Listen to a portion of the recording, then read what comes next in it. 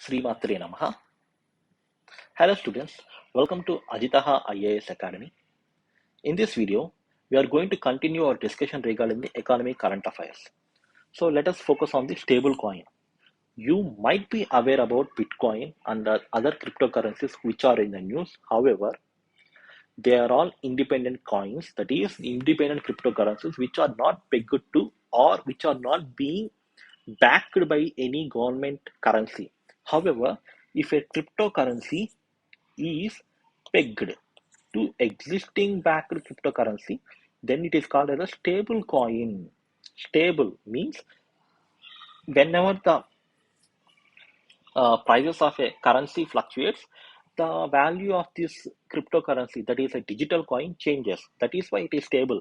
It doesn't fluctuate very uh, fastly. That is, of course, it depends on the stability of the currency. Okay, so the price of the stable coins does not fluctuate, but even though they fluctuate very little because they are plugged to the very strong currencies, for example dollar and euros. Okay, also dollar and euro and yen, which are stable currencies.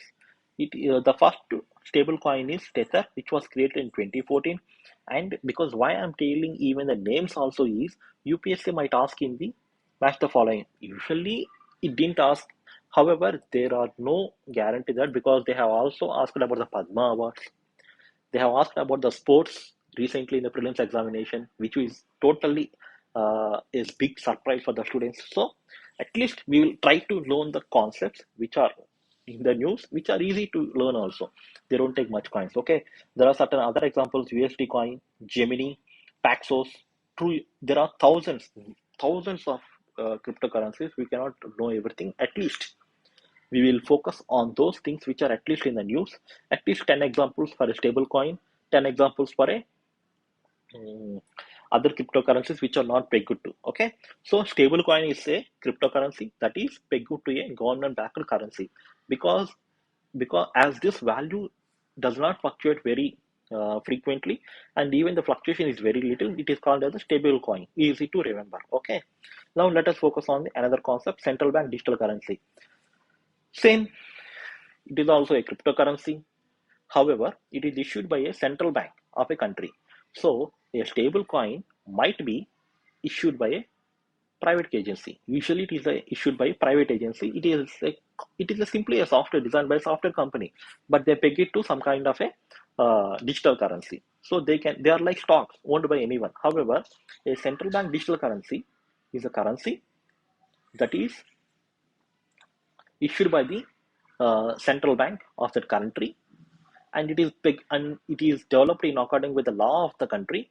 However, the value is directly related to the value of the currency. It is just developed because to save paper, instead of printing the paper currency or minting coins, they use electronic notes, so they can save a lot of money on minting and printing. And it is also good for environment. So this token value is fully backed by the full faith and credit of the government. So government securities and all the concepts which we will also discuss. So usually for India, in the case of India, it is like Reserve Bank of India. In the case of England, it is Bank of England, and Switzerland, we know, and other countries. Which of the country, they are usually being brought by the central banks. That is what central bank digital currency. With respect to stable coin, they are given by the issued by the developed by the private organizations.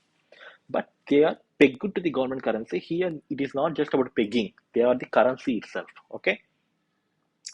So Reserve Bank of India, it has not yet brought these digital coins, digital currency. However, they are in the process of bringing these digital currencies.